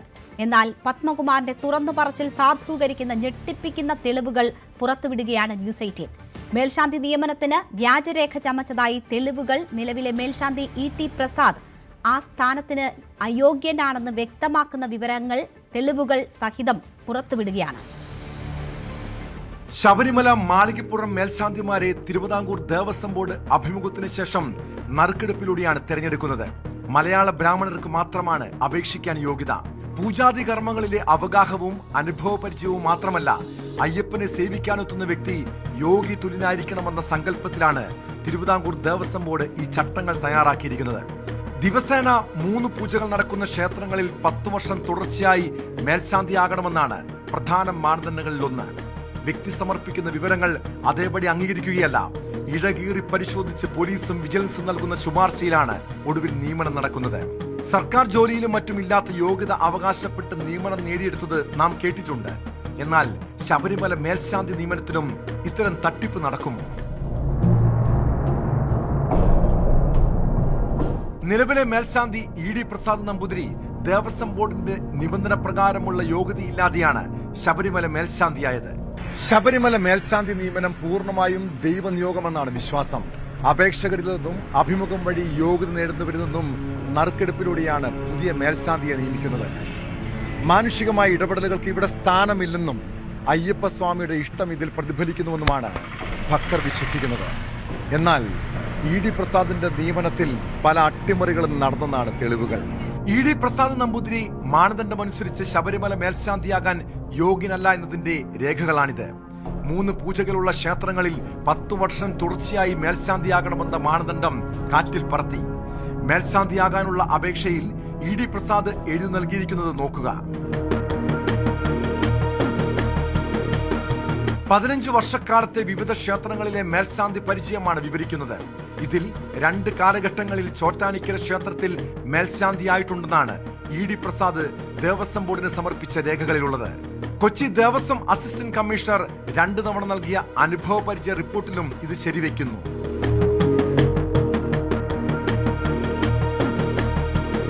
E.D. പ്രസാദ് നമ്പൂതിരി മേൽശാന്തി നിയമനത്തിന് യോഗ്യനെന്ന് തോന്നാം. പക്ഷേ ഇനി ഈ രേഖ നോക്കുക. E.D. പ്രസാദ് നമ്പൂതിരി മേൽശാന്തിയായിരുന്നത് ചോറ്റാനിക്കര പ്രധാന ക്ഷേത്രത്തിലല്ല, കീഴ്ക്കാവിലാണ്. അതായത് ദിവസേന 2 പൂജകൾ മാത്രം നടക്കുന്ന ഉപദേവാലയത്തിൽ. ചോറ്റാനിക്കര ദേവസ്വം അധികൃതർ നൽകിയ വിവരാവകാശ മറുപടിയിൽ ഇത് വ്യക്തമാണ്. അതായത് 3 പൂജകളുള്ള ക്ഷേത്രത്തിൽ തുടർച്ചയായി 10 വർഷം മേൽശാന്തിയായിരിക്കണമെന്ന ശബരിമല മേൽശാന്തി നിയമനത്തിന് അപേക്ഷിക്കാനുള്ള പ്രാഥമിക യോഗ്യത അദ്ദേഹത്തിനില്ല. ചോറ്റാനിക്കരയിൽ പ്രധാനപ്പെട്ട 2 ക്ഷേത്രങ്ങളാണുള്ളത്. ഒന്ന് ഭഗവതി മേൽക്കാവ് ക്ഷേത്രവും 2 ഈ കാണുന്ന കീഴ്ക്കാവ് ക്ഷേത്രവും. ഈ കീഴ്ക്കാവ് ക്ഷേത്രത്തിലാണ് E.D. പ്രസാദ് നമ്പൂതിരി 2 തവണ മേൽശാന്തിയായിരുന്നിട്ടുള്ളത്. കീഴ്ക്കാവ് ക്ഷേത്രത്തിൽ ദിവസേന 2 പൂജകൾ മാത്രമാണുള്ളത്. പ്രസാദ് നമ്പൂതിരി അപേക്ഷയിൽ എഴുതി നൽകിയിരിക്കുന്നത് ചോറ്റാനിക്കര ക്ഷേത്രമെന്ന് മാത്രമാണ്, കീഴ്ക്കാവെന്ന് ബോധപൂർവം സൂചിപ്പിച്ചിട്ടില്ല. എന്നാൽ കൊച്ചിൻ ദേവസ്വം ബോർഡ് നൽകിയ പ്രവർത്തന പരിചയ സർട്ടിഫിക്കറ്റിൽ ഇത് മേൽക്കാവായി മാറുന്നു. അതായത് ചോറ്റാനിക്കര പ്രധാന ക്ഷേത്രത്തിൽ പ്രസാദ് നമ്പൂതിരി മേൽശാന്തിയായിരുന്നുവെന്ന് ദേവസ്വം ബോർഡ് അംഗീകരിച്ചു നൽകുന്നു. ചോറ്റാനിക്കര മേൽക്കാവ് ഭഗവതി ക്ഷേത്രത്തിൽ മേൽശാന്തിയായി പ്രസാദ് സേവനം ചെയ്തെന്ന് ദേവസ്വം ഉദ്യോഗസ്ഥരുടെ ഒത്താശയോടെ വ്യാജരേഖ ഉണ്ടാക്കിയെന്ന് വ്യക്തം. അദ്ദേഹം ഇവിടുത്തെ കീഴ്ശാന്തി മാത്രമായിട്ടുള്ളൂ. നമ്മുടെ നമ്മുടെ ശിവൻ ശാസ്താവ് അങ്ങനെയുള്ളവിടെ മാത്രമായിട്ടുള്ളൂ. കീഴ്ക്കാവിലെ കീഴ്ക്കാവില് ശാസ്താവ് ശിവൻ, ഞാൻ പറഞ്ഞില്ല വേറെ 3 കീഴ്ശാന്തിമാർ കൂടി ഉണ്ടാവും എന്ന് പറഞ്ഞില്ലേ മേൽക്കാവിലെ കൂടാതെ. ഓക്കെ, ആ അവിടെ മാത്രം അദ്ദേഹം ആയിട്ടുള്ള ആയിട്ടില്ല. അത് ഈ കീഴ്ക്കാവിൽ അത് മേൽശാന്തി എന്നാണോ അറിയപ്പെടുന്നത്, അതോ കീഴ്ശാന്തി എന്നാണോ? കീഴ്ശാന്തി. അത് കീഴ്ശാന്തി ആവോളെ. കീഴ്ക്കാവ് ശാന്തിക്കാരാണ്. ഓ, പിന്നെ അപ്പൊ പക്ഷെ മേൽക്കാവിൽ അദ്ദേഹം മറ്റേ ഇതായിട്ട് വേറെ ഒരു പോസ്റ്റ് വരുന്നിട്ടില്ല അല്ലെ? ഇല്ല. 3 നേരം പൂജയില്ലാത്ത ചോറ്റാനിക്കര കീഴ്ക്കാവ് ക്ഷേത്രത്തിൽ 2015 മുതൽ 17 വരെയും 2019 മുതൽ 20 വരെയുള്ള കാലയളവിൽ സേവനം ചെയ്തത് ശബരിമല മേൽശാന്തിയാകാനുള്ള യോഗ്യതയായി കണക്കാക്കില്ല. കീഴ്ക്കാവ് ക്ഷേത്രത്തിലെ 2016-2019 സേവന കാലയളവ് മേൽക്കാവ് മേൽശാന്തി എന്ന് തിരുത്തി എഴുതിയാണ് അപേക്ഷയ്ക്കൊപ്പം സമർപ്പിച്ചത്. ഇനി ചോറ്റാനിക്കര മേൽക്കാവിൽ മേൽശാന്തി ആകണമെങ്കിൽ പോലും 45 വയസ്സ് പൂർത്തിയാക്കണമെന്നാണ് മാനദണ്ഡം. 2015 ED പ്രസാദ് ചോറ്റാനിക്കര മേൽക്കാവിൽ മേൽശാന്തിയായെന്ന വ്യാജരേഖ ഉണ്ടാക്കിയപ്പോൾ ആ പ്രായപരിധിയെക്കുറിച്ച് അപേക്ഷകനും ഈ തിരിമറിക്ക് കൂട്ടുനിന്നവരും ഓർത്തില്ല എന്നതാണ് വസ്തുത. അതായത് 2015 ED പ്രസാദിന് 35 വയസ്സ് മാത്രമാണ് പ്രായം. ശബരിമല മേൽശാന്തി തെരഞ്ഞെടുപ്പിന് മുൻപ് പരിശോധന നടത്തിയവരും ഇന്റർവ്യൂ ബോർഡിൽ ഉണ്ടായിരുന്നവരും ഈ തിരിമറി തിരിച്ചറിയാതെ പോയതാണോ അതോ ഉന്നത ഇടപെടൽ കാരണം കണ്ണടച്ചതാണോ? ഇതുകൊണ്ടും തീർന്നില്ല പ്രസാദിന്റെ കള്ളക്കളികൾ. 2022 മുതൽ ശബരിമല മേൽശാന്തിയാകുന്നതുവരെയും പ്രസാദ് സേവനം ചെയ്ത തൃശൂർ ആറേശ്വരം ക്ഷേത്രത്തിലെ പൂജകളെ കുറിച്ച് കൂടി അറിയണം. ആറേശ്വരം ക്ഷേത്രത്തിൽ 2 പൂജകളാണ്. രാവിലെ പൂജയും വൈകിട്ട് പൂജയാണ് ഉള്ളത്. സാധാരണ നടക്കുന്ന പൂജ മാത്രമാണുള്ളത്. ഒരു ജനകീയ അമ്പലമായതുകൊണ്ട് രാവിലെ 6 മണിക്ക് തൊട്ട് 10 മണി വരെയും വൈകിട്ട് 6 മണി തൊട്ട് 7 മണി വരെയുമാണ് പൂജ നടക്കാറുള്ളത്. നിവേദ്യം അമ്പലത്തിലെ നിവേദ്യം പൂജ നടക്കുന്ന സമയത്ത് തന്നെ നമ്മൾ നിവേദ്യം കൊടുത്തുകൊണ്ടിരിക്കും. അല്ലാതെ മറ്റു അമ്പലങ്ങളിൽ വലിയ അമ്പലങ്ങളിലുമാതിരിയുള്ള നിവേദ്യ പൂജകൾ അങ്ങനെ അല്ല നമ്മുടെ അമ്പലത്തിലുള്ളത്. 2 പൂജകൾ മാത്രമുള്ള ആറേശ്വരം ക്ഷേത്രത്തിൽ പ്രസാദ് സേവനം ചെയ്തത് ശബരിമല മേൽശാന്തിയാകാനുള്ള മാനദണ്ഡം പൂർണ്ണമായും ലംഘിക്കുന്നതാണ്. മുൻ ദേവസ്വം ബോർഡ് പ്രസിഡന്റ് പത്മകുമാറിന്റെ വെളിപ്പെടുത്തൽ സാധൂകരിക്കുന്ന തെളിവുകളാണ് ഇപ്പോൾ പുറത്തുവിടുന്നത്. നിയമനത്തിന്റെ മാനദണ്ഡങ്ങൾ പൂർണ്ണമായും അട്ടിമറിച്ച് മേൽശാന്തി ചുമതലയിലെത്താൻ ED പ്രസാദിന് CPMന്റെ സഹായം ഉണ്ടായോ എന്നതാണ് പ്രധാന ചോദ്യം. അതിനാരൊക്കെ കൂട്ടുനിന്നിട്ടുണ്ട്? ദേവസ്വം അധികൃതരുടെ ഒത്താശ ഉണ്ടായിട്ടുണ്ടോ? പുറത്തു വരാനിരിക്കുന്നത് ഞെട്ടിപ്പിക്കുന്ന വിവരങ്ങളാണ്. കൊച്ചിയിൽ നിന്ന് ക്യാമറമാൻ KP ധനേഷിനൊപ്പം ടോം കുര്യാക്കോസ്, ന്യൂസ് 18. ന്യൂസ് 18 വാർത്തയിൽ പരിശോധന നടത്തുമെന്ന് Thiruvithamkoor Devaswom board president K. Jayakumar. ഇപ്പോഴത്തെ മേൽശാന്തിയെ നിയമിച്ചത് കഴിഞ്ഞ ദേവസ്വം ബോർഡാണ്. അടുത്ത മേൽശാന്തിയെ തെരഞ്ഞെടുക്കാനുള്ള നടപടികൾ നടക്കുകയാണ്. വാർത്തയുടെ പശ്ചാത്തലത്തിൽ കൂടുതൽ സൂക്ഷ്മമായി കാര്യങ്ങൾ ചെയ്യാൻ ശ്രമിക്കുമെന്നും അദ്ദേഹം പറഞ്ഞു. തെറ്റായ രീതിയിലാണ് നിയമനമെങ്കിൽ നടപടിയെടുക്കുമെന്നും ദേവസ്വം ബോർഡ് പ്രസിഡന്റ് അറിയിച്ചു. എൻ്റെ കാലത്ത് ചെയ്തതല്ല, കഴിഞ്ഞ ബോർഡാണ് ചെയ്തിരിക്കുന്നത്. അതിന് ചില മാനദണ്ഡങ്ങളുണ്ട്. പുതിയ മേൽശാന്തി നിയമനത്തിനുള്ള നോട്ടിഫിക്കേഷനൊക്കെ ഇപ്പോൾ ആയി. ഏതായാലും ഇങ്ങനൊരു വാർത്ത ശ്രദ്ധയിൽപ്പെട്ട സ്ഥിതിക്ക് അത് പരിശോധിക്കുക മാത്രമല്ല, ഇനി നടത്താൻ പോകുന്ന മേൽശാന്തി നിയമനത്തിൽ കർശനമായിട്ടുള്ള മാനദണ്ഡങ്ങൾ പാലിക്കാൻ ഈ വാർത്ത എനിക്കൊരു പ്രേരണയാണെന്നുള്ളത് പറയാതിരിക്കാൻ വയ്യ. കഴിഞ്ഞ പ്രാവശ്യം ഇങ്ങനൊന്നും ഒരു സംഭവിച്ചിട്ടുണ്ടെന്നുള്ള ഇതുവരെ എൻ്റെ ശ്രദ്ധയിൽപ്പെട്ടിട്ടില്ല. എന്തായാലും അത് പരിശോധിച്ചല്ലേ പറ്റുള്ളൂ. കാരണം മാനദണ്ഡങ്ങൾക്ക് വിരുദ്ധമാണെങ്കിൽ നമുക്ക് അതിൻ്റേതായിട്ടുള്ള തീരുമാനങ്ങളിലേക്ക് പോകേണ്ടി വരും. ഈ വാർത്ത ആദ്യമായിട്ടാണ് ഞാനിപ്പോൾ നിങ്ങൾ പറഞ്ഞിട്ടാണ് കേൾക്കുന്നത്. അത് നോക്കാം. ഏതായാലും പുതിയ മേൽശാന്തി നിയമനത്തിലേക്കുള്ള നടപടികൾ ഇപ്പോൾ ആരംഭിക്കുമ്പോൾ കൃത്യമായിട്ട് മാനദണ്ഡങ്ങൾ പാലിച്ച് മാത്രം ചെയ്യാൻ ഈ വാർത്ത ഒരു പ്രേരണയായി, അത് ഭഗവാന്റെ ഇച്ഛയായിട്ടാണ് ഞാൻ കരുതുന്നത്. ന്യൂസ് 18 പുറത്തുവിട്ട വാർത്ത ശരിയെങ്കിൽ നടപടിക്രമങ്ങളിൽ എങ്ങനെ വീഴ്ച വന്നുവെന്ന് പരിശോധിക്കണമെന്ന് രാഹുൽ ഈശ്വർ ആവശ്യപ്പെട്ടു. ദേവസ്വം ബോർഡിനാണ് ഇതിൽ ഉത്തരവാദിത്തമുള്ളത്. അതുകൊണ്ട് ബോർഡ് ഇത് സംബന്ധിച്ച് വ്യക്തത വരുത്തണമെന്നും തന്ത്രി കുടുംബാംഗം കൂടിയായ രാഹുൽ ഈശ്വർ ആവശ്യപ്പെട്ടു. ഇത്രയും വിശദമായ റിപ്പോർട്ട് കൊണ്ടുവന്നത് വളരെ ശ്രദ്ധേയമായ ഒരു കാര്യമാണ്. ദേവസ്വം ബോർഡ്, ദേവസ്വം മന്ത്രി ഇത് ശ്രദ്ധിക്കണമെന്നും ഈ വിഷയത്തിൽ ഒരു ക്ലാരിറ്റി കൊണ്ടുവരണമെന്നും അഭ്യർത്ഥിക്കുകയാണ്. അതായത് ശബരിമല ക്ഷേത്രം ഇന്ത്യയിലെ തന്നെ ഏറ്റവും പ്രധാനപ്പെട്ട ക്ഷേത്രങ്ങളിൽ ഒന്നാണ്. അവിടുത്തെ മേൽശാന്തിയാണ് കൂടുതൽ പൂജാനുഷ്ഠാനങ്ങൾ ചെയ്യുന്നത്. ശൈവ ആഗമങ്ങളിലുള്ള പ്രാഗൽഭ്യവും ഇത്രയും 10 വർഷത്തെ എക്സ്പീരിയൻസും ഇത്രയും കാര്യങ്ങൾ ഒക്കെയാണ് ചോദിക്കുന്നത്. അപ്പൊ എങ്ങനെയാണ് വ്യാജരേഖ എന്ന വാക്കൊന്നും ഞാൻ ഉപയോഗിക്കുന്നില്ല, എങ്ങനെയാണ് ഈ മിസ്മാച്ച് വന്നത്, എങ്ങനെയാണ് ഈ കാര്യങ്ങൾ വന്നതെന്ന് അറിയാൻ ഭക്തർക്കൊരു റൈറ്റ് ഉണ്ട്. മാത്രമല്ല അതിന്റെ ഒരു പശ്ചാത്തലം, ഇതിന് മുമ്പിരുന്ന ബോർഡ് പല ആൾക്കാരും സ്വാധീനം ചെലുത്താൻ ശ്രമിച്ചു എന്നൊക്കെ പത്മകുമാർ സാറിന്റേതാണ് എന്ന് പറയപ്പെടുന്ന രീതിയിലുള്ള കാര്യങ്ങളൊക്കെ വന്നു. അപ്പൊ എല്ലാ കാലത്തും ആൾക്കാർക്ക് ലെറ്റേഴ്സ് ഒക്കെ പലരും കൊടുക്കാറുണ്ട്. അതിന് തെറ്റൊന്നുമില്ല. അത് പലപ്പോഴും വരാറുണ്ട്, മിക്കവാറും അവഗണിക്കാറുണ്ട്, കഴിവുള്ളവരാണെങ്കിൽ എടുക്കാറുണ്ട്. പക്ഷേ വർഷങ്ങളുടെ മിസ്മാച്ച് അല്ലെങ്കിൽ രേഖകളുടെ ക്ലാരിറ്റി കുറവ്, ഇത്തരം കാര്യങ്ങൾ വളരെ സീരിയസ് ആയിട്ട് എടുക്കണം. കാര്യം അവിടെ ഇരിക്കുന്ന ആള് അവിടെ അയ്യപ്പനെ പ്രതിദാനം ചെയ്യാൻ കൂടി ഇരിക്കുകയാണ്. അതുകൊണ്ട് വളരെ ക്ലാരിറ്റിയോടെ എത്രയാണെന്ന് കൃത്യമായി എത്ര വർഷങ്ങളുടെയും അല്ലെങ്കിൽ പൂജാനുദാനങ്ങളിൽ അദ്ദേഹത്തിനുള്ള പ്രാവീണ്യവും ശൈവാഗങ്ങളിലുള്ള പ്രാവീണ്യവും തന്ത്ര കാര്യങ്ങളിലുള്ള പരിജ്ഞാനവും ഇതെല്ലാം വളരെ അറിയേണ്ടതാണ്. അതുകൊണ്ട് തീർച്ചയായിട്ടും വളരെ പ്രസക്തമായ ശ്രദ്ധേയമായ റിപ്പോർട്ടാണ്. അതിനെക്കുറിച്ച് കുറെ കൂടെ ക്ലാരിറ്റി ദേവസ്വം ബോർഡിന്റെ ഭാഗത്തു നിന്നും, പ്രത്യേകിച്ച് ദേവസ്വം മന്ത്രിയുടെ ഭാഗത്തു നിന്നും ഒക്കെ, ദേവസ്വം മന്ത്രി നല്ലൊരു ഭക്തനാണെന്ന് നമുക്കറിയാം, അദ്ദേഹത്തിന്റെ ഭാഗത്തു നിന്ന് വരികയാണെങ്കിൽ നല്ലതായിരുന്നു. കഴിഞ്ഞ സർക്കാർ ദേവസ്വം ബോർഡിനെ കയ്യിൽ വെച്ച് മേൽശാന്തി നിയമനത്തിൽ ഇടപെട്ടിട്ടുണ്ട് എന്ന് ദേവസ്വം ബോർഡ് മുൻ അംഗം അജയ് തറയിൽ ആരോപിച്ചു. മറ്റു വകുപ്പുകളിൽ പിൻവാതിൽ നിയമനം നടത്തിയതുപോലെ ദേവസ്വം വകുപ്പിലും നടന്നു എന്നും അജയ് തറയിൽ ആരോപിച്ചു. ഇ.ടി. പ്രസാദ് ശബരിമല മേൽശാന്തി നിയമനത്തിനായി വ്യാജരേഖ ചമച്ചെന്ന ആരോപണത്തിൽ പ്രതികരിക്കുകയായിരുന്നു അജയ് തറയിൽ. ഇന്റർവ്യൂവില് അവര് ഉത്തരം പറയുന്നതും കാര്യങ്ങളെയും കുറിച്ചൊന്നും നോക്കേണ്ട കാര്യമില്ല. ഇവരിയ്ക്കുന്ന അവർക്ക് ഇഷ്ടമുള്ള മാർഗിടാം. അപ്പൊ ഇന്റർവ്യൂവിലും ആ 3 പേര് കൂടിയിരുന്നുകൊണ്ട്, പിന്നെ തന്ത്രിയാണ് അവർക്ക് അല്ല, അപ്പോ മൊത്തം മാർഗിന്റെ ഒരു പെർസെന്റേജ് ആണ് എടുക്കുന്നത്, അതിന്റെ ശരാശരിയാണ് എടുക്കുന്നത്. അതുകൊണ്ട് അതിലും മാനിപ്പുലേറ്റ് ചെയ്യാം. അപ്പൊ ഈ 2 സ്ഥലത്തും മാനിപ്പുലേറ്റ് ചെയ്ത് അതിനുശേഷമാണ് നറുക്കെടുപ്പ് മാനിപ്പുലേറ്റ് ചെയ്യുന്നതായിട്ട് എനിക്ക് അറിയാൻ കഴിയില്ല. പക്ഷേ ഈ പറഞ്ഞ 2 സ്ഥലത്ത് ചെയ്യാൻ ഞാൻ ഓർത്തു പോകുന്നു, വളരെ രാഷ്ട്രീയപരമായി തന്നെ ബലമാറിൽ നിന്നുള്ള പല മേൽശാന്തിമാരും വന്നുപെട്ടത് ഗവൺമെന്റിന്റെ സ്വാധീനത്തിന്റെ പേരിൽ മാത്രമാണ്. ഈ ഗവൺമെന്റ്, കഴിഞ്ഞ ഗവൺമെന്റ് ഈ പറഞ്ഞ 3-4 ബോർഡിനെ വളരെ കസ്റ്റഡിയിൽ വെച്ചുകൊണ്ട് മേൽശാന്തി നിയമനത്തിൽ പോലും ക്രമക്കേട് നടത്തിയിട്ടുണ്ട് എന്ന കാര്യത്തിൽ യാതൊരു തർക്കവും വേണ്ട. അതുകൊണ്ട് അവർ ഷോർട്ട് ലിസ്റ്റ് ചെയ്യുന്ന കാര്യത്തിൽ മാനിപ്പുലേഷൻ നടത്തിയിട്ടുണ്ട്. ഇന്റർവ്യൂവിന്റെ കാര്യത്തിൽ, ഇന്റർവ്യൂ എന്ന് പറയുന്നത് ഒരു ക്വസ്റ്റ്യൻ മറ്റേ ഇതല്ലല്ലോ, മറ്റേ ORM ടെസ്റ്റ് എക്സാമിനേഷൻ ഒന്നുമല്ലല്ലോ. ചോദിക്കുക, മറുപടി പറയുക, എനിക്ക് യുക്തമായ മാർക്ക് ഇടുക. അപ്പോൾ ഞാൻ ആ 20 മാർക്കിനകത്ത് ഞാൻ ഇഷ്ടമുള്ള ആൾക്ക് 19 മാർക്ക് ഇടും. ഇ.ടി. പ്രസാദ് ശബരിമല മേൽശാന്തി നിയമനത്തിനായി വ്യാജരേഖ ചമച്ചെന്ന ആരോപണത്തിൽ സർക്കാർ നടപടി എന്താണെന്ന് അറിയാൻ താൽപര്യമുണ്ടെന്ന് ബി.ജെ.പി. നേതാവ് അഡ്വക്കേറ്റ് ബി. ഗോപാലകൃഷ്ണൻ. ഇത്തരം തട്ടിപ്പുകൾ നടക്കുന്നത് സർക്കാരിന്റെ പിന്തുണയോടെയാണ്. വിശ്വാസി സമൂഹം ഇത് ഗൗരവമായി കാണുമെന്നും അഡ്വക്കേറ്റ് ബി. ഗോപാലകൃഷ്ണൻ പ്രതികരിച്ചു.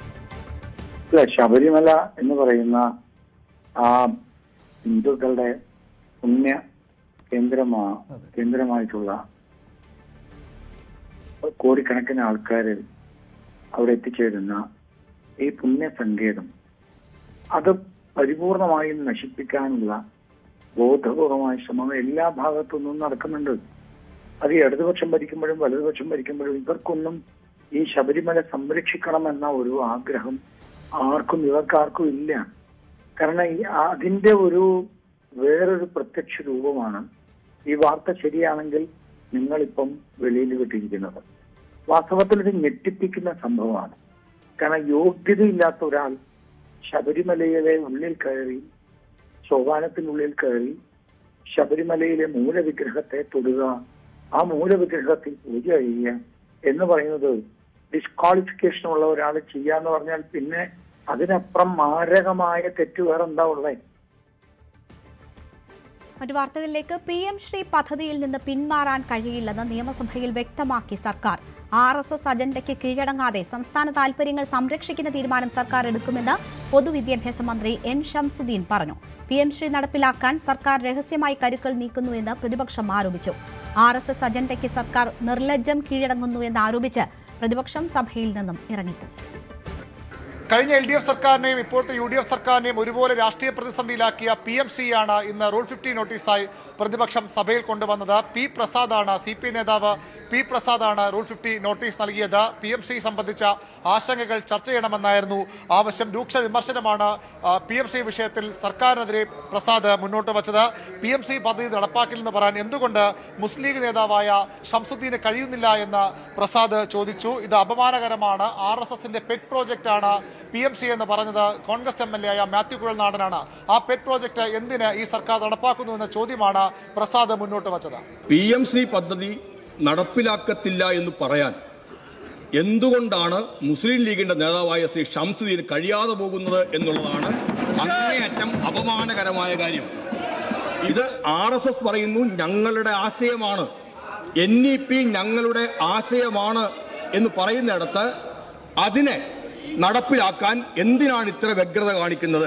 2024 തന്നെ പദ്ധതി നടപ്പാക്കാമെന്ന് സംസ്ഥാനം കേന്ദ്രത്തെ അറിയിച്ചുവെന്ന് അന്നത്തെ പൊതുവിദ്യാഭ്യാസ സെക്രട്ടറി റാണി ജോർജിന്റെ കത്തുയർത്തിക്കാട്ടി എൻ ശംസുദ്ദീൻ വാദിച്ചു. 2024-25 അധ്യയന വർഷത്തിന് മുമ്പ് കരാർ ഒപ്പിടാമെന്ന് അന്നത്തെ പൊതുവിദ്യാഭ്യാസ സെക്രട്ടറി പറഞ്ഞു. പിന്നീട് PMCയെ പറ്റി പഠിക്കാൻ സർക്കാർ നിയോഗിച്ച സമിതിയും 2024 സർക്കാർ റിപ്പോർട്ട് നൽകിയത് പദ്ധതി നടപ്പാക്കാം എന്ന് തന്നെയാണ്. അതിനുശേഷം ഇരുട്ടിന്റെ മറവിൽ കരാർ ഒപ്പിട്ടത് അന്നത്തെ ഇടതു സർക്കാരാണ്, ഇന്നത്തെ പ്രതിപക്ഷമാണ്. ഈ സർക്കാർ ഒന്നും ചെയ്തിട്ടില്ല. എന്തുകൊണ്ട് അങ്ങനെ ഉള്ള സർക്കാരിനെ ഈ പ്രതിപക്ഷം കുറ്റപ്പെടുത്തുന്ന ചോദ്യമാണ് ശംസുദ്ദീൻ മുന്നോട്ട് വച്ചത്. ഒരു ഉറപ്പും ശംസുദ്ദീൻ സഭയ്ക്ക് നൽകിയത് സംസ്ഥാന താല്പര്യത്തിന് വിരുദ്ധമായി ഒരു RS അജണ്ടയ്ക്കും കിഴങ്ങേക്കുള്ള തീരുമാനം ഈ സർക്കാരിൽ ഉണ്ടാകില്ല. ഉപസമിതി റിപ്പോർട്ട് വരട്ടെ, അതിനുശേഷം മറ്റു കാര്യങ്ങൾ പറയാമെന്നായിരുന്നു പൊതുവിദ്യാഭ്യാസ മന്ത്രിയുടെ മറുപടി. ഇതിൽ നിന്ന് പിന്മാറാനുള്ള ഏക അധികാരവും അവകാശവും കേന്ദ്ര ഗവൺമെന്റിന് മാത്രമാണുള്ളത്. കേന്ദ്ര ഗവൺമെന്റ് നിങ്ങൾ ഒപ്പിട്ട് കൊടുത്താണ്. നിങ്ങൾ ഈ എന്താ പറയാ കഴുത്തും കത്തിയും കൂടി അവിടെ കൊടുത്തു. നിങ്ങൾ പറയട്ടെ, കഴുത്തും കത്തിയും കൂടി അവിടെ കൊടുത്തു കേന്ദ്രത്തിന്. നിങ്ങൾ ഒപ്പിട്ട് കൊടുത്താണ്. സർക്കാരിന് ഇത് ലജ്ജാകരമായ കീഴടങ്ങലാണെന്നായിരുന്നു പ്രതിപക്ഷ നേതാവിന്റെ വാക്കൌട്ട് പ്രസംഗത്തിൽ പിണറായി വിജയൻ പറഞ്ഞത്. നേരത്തെ വലിയ വീരവാദ്യം മുഴക്കിയവരുണ്ട്. എവിടെയൊക്കെയോ അധികാരത്തിൽ വന്നാൽ ഈ കരാർ എവിടെയൊക്കെയോ ഒഴുക്കിക്കളയുമെന്ന് പറഞ്ഞവരുണ്ട്. ആ നാക്ക് എവിടെ പോയി? ഒരു മാസത്തിനുള്ളിൽ മുൻ നിലപാടുകളിൽ നിന്ന് എങ്ങനെയാണ് സർക്കാരിന് പിന്നോട്ട് പോകാൻ കഴിയുന്നത് പറഞ്ഞ ഈ കരാറിൽ ഒപ്പിട്ട സാഹചര്യത്തെയും പിണറായി വിജയൻ ന്യായീകരിച്ചു. SSK ഫണ്ട് ലഭിക്കില്ല എന്ന സാഹചര്യത്തിലാണ് കരാർ ഒപ്പിടാൻ അന്നത്തെ സർക്കാർ തയ്യാറായത്. എന്നാൽ ഈ കരാറിൽ നിന്ന് ഇപ്പോഴും പിന്മാറാം. കരാറിൽ ഒപ്പിട്ട് 20 ദിവസത്തിനകം PMC കരാറിൽ നിന്ന് പിന്മാറുകയാണെന്ന് അറിയിച്ച അന്നത്തെ സർക്കാർ കത്തൊരുക്കിയ കാര്യവും പിണറായി ചൂണ്ടിക്കാട്ടി. ഓർമ്മയില്ലേ, അധികാരത്തിൽ വന്നാൽ എവിടെയോ ഒഴുക്കിക്കളിയെന്ന് പറഞ്ഞിരുന്നില്ലേ? എവിടെ പോയി നാക്ക്? എന്തേ ഇപ്പൊ അതിനെക്കുറിച്ച് പറയാത്തത്? എന്തെല്ലാം വീരവാദങ്ങളായിരുന്നു മുഴക്കിയിരുന്നത്? ഒരു മാസത്തിനുള്ളിൽ മുൻ നിലപാടുകളാകെ മാറുകയാണ്. മാത്രമല്ല, ഒരു തരത്തിലുള്ള ആ പദ്ധതിയുടെ വക്താക്കളായി മാറുന്നതാണ് കാണുന്നത്. കരാറിൽ നിന്ന് പിന്മാറാൻ കഴിയില്ലെന്ന സർക്കാർ നിലപാടെടുക്കുമ്പോൾ കരാറിൽ നിന്ന് പിന്മാറാം, നേരത്തെയുള്ള കോടതി വിധികൾ അടക്കം ഉദ്ധരിച്ചുകൊണ്ടാണ് പ്രതിപക്ഷം അതിനെതിരെ നിലപാട് എടുക്കുന്നത്. ഏതായാലും PMC കരാറിൽ പിന്മാറാൻ കഴിയില്ല എന്ന ശക്തമായ നിലപാട് ഈ സഭയിലും സർക്കാർ ആവർത്തിക്കുമ്പോൾ പിന്മാറിയേ മതിയാകൂ എന്ന നിലപാടാണ് പ്രതിപക്ഷം ഉയർത്തുന്നത്. രാഷ്ട്രീയ വിവാദമായി ഇതിനകം തന്നെ UDF-ലും ഇത് മാറിക്കഴിഞ്ഞു. ഇന്ന് ഉപസമിതിയുടെ യോഗം ചേരുന്നുണ്ട്. മുസ്ലിം ലീഗ് MLA-മാർ പദ്ധതിയുമായി മുന്നോട്ട് പോകാൻ കഴിയുന്ന നിലപാട് ആ ഉപസമിതിയിലും അറിയിച്ചേക്കും. PVRന്റെ റിപ്പോർട്ടാണ് കണ്ടത്. ബിശ്വനാഥ് സിൻഹ പുതിയ ചീഫ് സെക്രട്ടറിയാകും. നിലവിൽ ആഭ്യന്തര വകുപ്പിൽ അഡീഷണൽ ചീഫ് സെക്രട്ടറിയാണ്. 1992 ബാച്ച് IAS ഉദ്യോഗസ്ഥനാണ്. ഡൽഹി സർവകലാശാലയിൽ നിന്ന് MA ബിരുദം നേടിയിട്ടുള്ള ബിശ്വനാഥ് സിൻഹ ബീഹാർ സ്വദേശിയാണ്. ജയതിലക് വിരമിക്കുന്ന ഒഴിവിലാണ് നിയമനം. ബിശ്വനാഥ് സിൻഹയ്ക്ക് 2028 വരെ ചീഫ് സെക്രട്ടറിയായി തുടരാം. തിരുവനന്തപുരം നഗരസഭയിൽ 20 BJP കൌൺസിലർമാരുടെ സത്യപ്രതിജ്ഞ അസാധുവായി. ദൈവങ്ങളുടെ പേരിലുള്ള സത്യപ്രതിജ്ഞ അനുവദിക്കാനാകില്ല എന്ന് ഹൈക്കോടതി വ്യക്തമാക്കി. കൌൺസിലർമാർ 4 ആഴ്ചയ്ക്കകം വീണ്ടും സത്യപ്രതിജ്ഞ ചെയ്യണമെന്നും കോടതി നിർദ്ദേശിച്ചു. വിവിധ ദൈവങ്ങളുടെ നാമത്തിൽ സത്യപ്രതിജ്ഞ ചെയ്ത തിരുവനന്തപുരത്തെ 20 BJP കൌൺസിലർമാരുടെ സത്യപ്രതിജ്ഞ ഹൈക്കോടതി റദ്ദാക്കി. ജസ്റ്റിസ് PV കുഞ്ഞികൃഷ്ണന്റെ ബെഞ്ചിന്റേതാണ് നടപടി. ഈ 20 കൌൺസിലർമാരും വീണ്ടും സത്യപ്രതിജ്ഞ ചെയ്യണം. 4 ആഴ്ചയ്ക്കകം വീണ്ടും സത്യപ്രതിജ്ഞ ചെയ്യണമെന്നാണ് കോടതിയുടെ ഉത്തരവ്. കോടതി ചൂണ്ടിക്കാട്ടിയത് പ്രധാനമായും ഇങ്ങനെയാണ്. അത് ഭരണഘടനാപരമായി അല്ലെങ്കിൽ വിവിധ നിയമങ്ങളുടെ അടിസ്ഥാനത്തിലുള്ള എല്ലാ സത്യപ്രതിജ്ഞയിലും 2 തരത്തിലെ സത്യപ്രതിജ്ഞ ചെയ്യാനാകൂ. ഒന്ന്, I do swear in the name of God, അല്ലെങ്കിൽ I do swear solemnly affirmed. ഈ 2 കാര്യങ്ങളാണ് ചെയ്യാൻ പറ്റുക. അതായത് ദൃഢപ്രതിജ്ഞ, ദൈവനാമത്തിൽ സത്യപ്രതിജ്ഞ ചെയ്യുന്നു. ഈ 2 കാര്യങ്ങളാണ്. അല്ലാതെ ഇഷ്ടദൈവങ്ങളുടെ പേരിൽ സത്യപ്രതിജ്ഞ ചെയ്യാനുള്ള അവകാശമില്ല. തിരുവനന്തപുരത്തെ BJP കൗൺസിലർമാർ പലരും ചെയ്തിരിക്കുന്നത് ആറ്റുകാലമ്മയുടെ പേരിൽ, പത്മനാഭന്റെ പേരിൽ, ശ്രീപത്മനാഭന്റെ പേരിൽ, അതുപോലെ പരശുരാമന്റെ പേരിൽ, അയ്യപ്പന്റെ പേരിൽ തുടങ്ങിയ വിവിധ ദൈവങ്ങളുടെ ഇഷ്ടദൈവങ്ങളുടെ പേരിലാണ്. അതുപോലെ ബലിദാനികളുടെ പേരിൽ വരെ സത്യപ്രതിജ്ഞ ചെയ്തവരുണ്ട്. ഇതൊന്നും അനുവദനീയമല്ല. ഏതെങ്കിലും നേതാവിൻ്റെതോ അല്ലെങ്കിൽ ഇഷ്ടദൈവങ്ങളുടേതോ ഏതെങ്കിലും സംഘടനയുടെ പേരിൽ സത്യപ്രതിജ്ഞ നടക്കില്ല. കൃത്യമായി എന്താണ് ഭരണഘടന അനുശാസിക്കുന്നത് അതിനനുസരിച്ചുള്ള സത്യപ്രതിജ്ഞ ചെയ്യണം എന്ന് തന്നെയാണ് കോടതിയുടെ ഉത്തരവ്. അതുപോലെ തന്നെ പാലക്കാട് വടക്കഞ്ചേരി കോൺഗ്രസ് കൗൺസിലർ സുനിലിന്റെ സത്യപ്രതിജ്ഞയും കോടതി റദ്ദാക്കിയിട്ടുണ്ട്. ഉമ്മൻചാണ്ടിയുടെ പേരിലാണ് സുനിൽ സത്യപ്രതിജ്ഞ ചെയ്തിട്ടുള്ളത്. ഇവരെല്ലാവരും 4 ആഴ്ചയ്ക്കുള്ളിൽ വീണ്ടും സത്യപ്രതിജ്ഞ ചെയ്യണം എന്ന് തന്നെയാണ് കോടതിയുടെ ഉത്തരവ്. നിയമം, അതായത് ഇത് സിംഗിൾ ബെഞ്ചിന്റെ വിധിയാണ്. ഒരു പക്ഷേ വേണമെങ്കിൽ തിരുവനന്തപുരത്തെ BJP കൗൺസിലർമാർക്ക് ഡിവിഷൻ ബെഞ്ചിനെ അല്ലെങ്കിൽ സുപ്രീം കോടതിയെ കോടതിയിലെ സമീപിക്കാവുന്ന സാഹചര്യം ഉണ്ടെങ്കിൽ പോലും കോടതിയുടെ നിരീക്ഷണം വളരെ കൃത്യമാണ്. ഭരണഘടനാ വിരുദ്ധമായിട്ടുള്ള സത്യപ്രതിജ്ഞകൾ അനുവദനീയമല്ല എന്ന് തന്നെയാണ് കോടതി പറഞ്ഞു വെക്കുന്നത്. BJPയെ സംബന്ധിച്ചിട്ട് വലിയ തിരിച്ചടിയാണ്. അതേസമയം തന്നെ ഈ BJP കൗൺസിലർമാർ പങ്കെടുത്തിട്ടുള്ള യോഗത്തിന് ഇതുവരെയുള്ള കൗൺസിൽ തീരുമാനങ്ങളും ഒന്നും ഇത് ബാധിക്കില്ല. പക്ഷെ നിലവിൽ അവർ ഈ സത്യപ്രതിജ്ഞാ വാചകം പൂർത്തിയാക്കുന്നതിന് 4 ആഴ്ചയ്ക്കുള്ളിൽ സത്യപ്രതിജ്ഞാ വാചകം പൂർത്തിയാക്കണമെന്നാണ് പറഞ്ഞിട്ടുള്ളത്. അതിനുള്ളിൽ സത്യപ്രതിജ്ഞ പൂർത്തിയാക്കുന്ന കാലഘട്ടം വരെ അവരുടെ സത്യപ്രതിജ്ഞ അവരുടെ കൗൺസിലർമാരായി അവർക്ക് തുടരാനാകില്ല. നിലവിൽ അവർ കൗൺസിലർമാരല്ല, പക്ഷേ അവരുടെ കൗൺസിലർ സ്ഥാനമല്ല കോടതി അസാധുവാക്കുന്നത്. അവർ ചെയ്തിട്ടുള്ള സത്യപ്രതിജ്ഞയാണ്. അത് ഭരണഘടനാ വിരുദ്ധമായി ചെയ്യാൻ കഴിയില്ല എന്ന് തന്നെയാണ് കോടതി ചൂണ്ടിക്കാട്ടിയത്. ഹൈക്കോടതി തീരുമാനം BJPക്ക് കനത്ത രാഷ്ട്രീയ തിരിച്ചടി നൽകുന്നതാണ്. അപ്പീലിന് പോകില്ലെന്നും അടുത്ത തിങ്കളാഴ്ച വീണ്ടും സത്യപ്രതിജ്ഞ ചെയ്യുമെന്നും മേയർ VV രാജേഷ് പറഞ്ഞു. അതേസമയം അയോഗ്യരായ കൌൺസിലർമാരുടെ സാന്നിധ്യത്തിൽ ചേർന്ന കൌൺസിൽ യോഗത്തിലെ തീരുമാനങ്ങൾ അസാധുവാക്കണമെന്ന് LDF ആവശ്യപ്പെടുന്നു.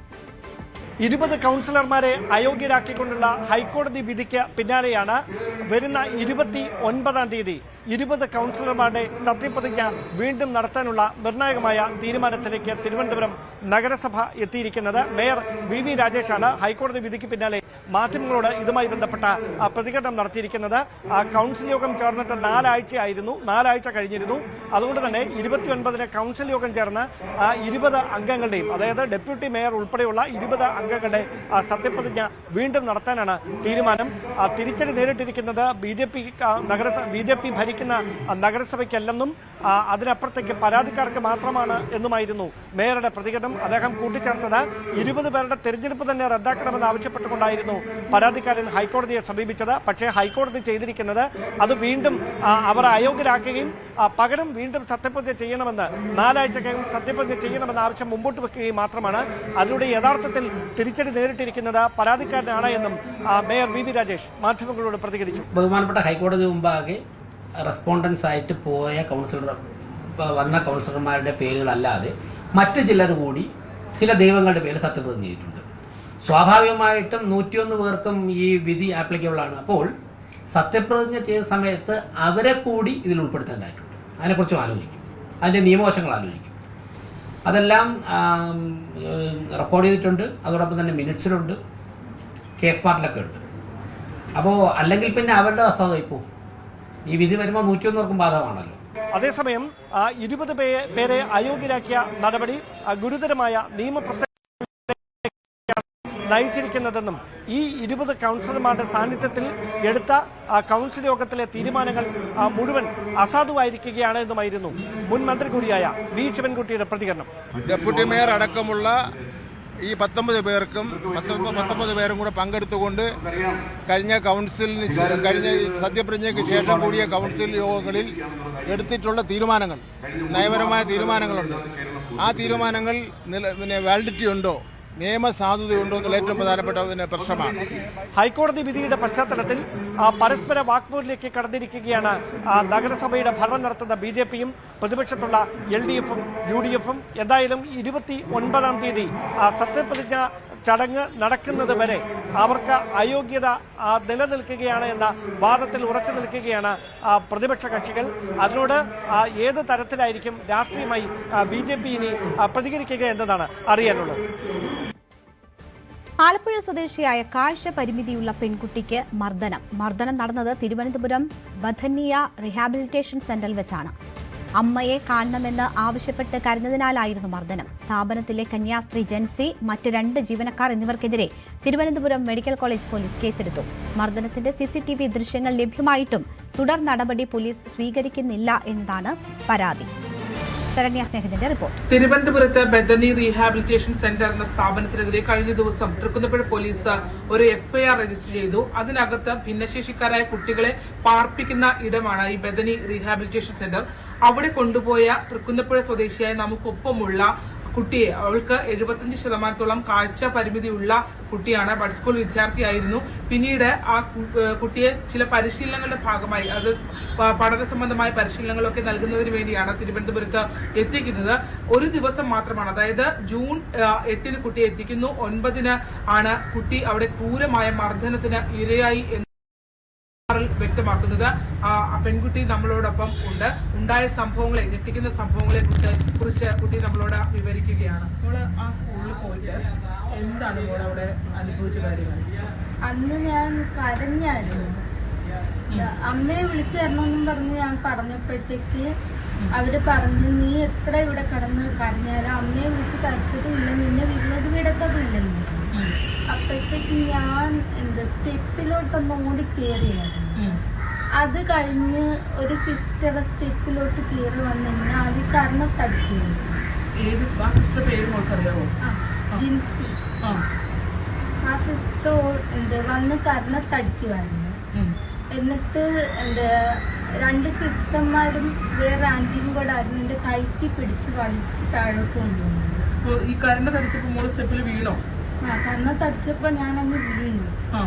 എന്നിട്ട് അവിടുന്ന് അവരെന്നെ കൈക്ക് പിടിച്ച് വലിച്ച് താഴോട്ട് കൊണ്ടുവരുന്ന വഴിക്ക് ഞാൻ അവിടെ സ്റ്റെപ്പില് സ്ലിപ്പായി അങ്ങ് അവിടെ വീണായിരുന്നു. വീണപ്പോ എന്റെ നടുവും പുറവും തലയൊക്കെ ഇടിച്ചാണ് സ്റ്റെപ്പിൽ വീണു.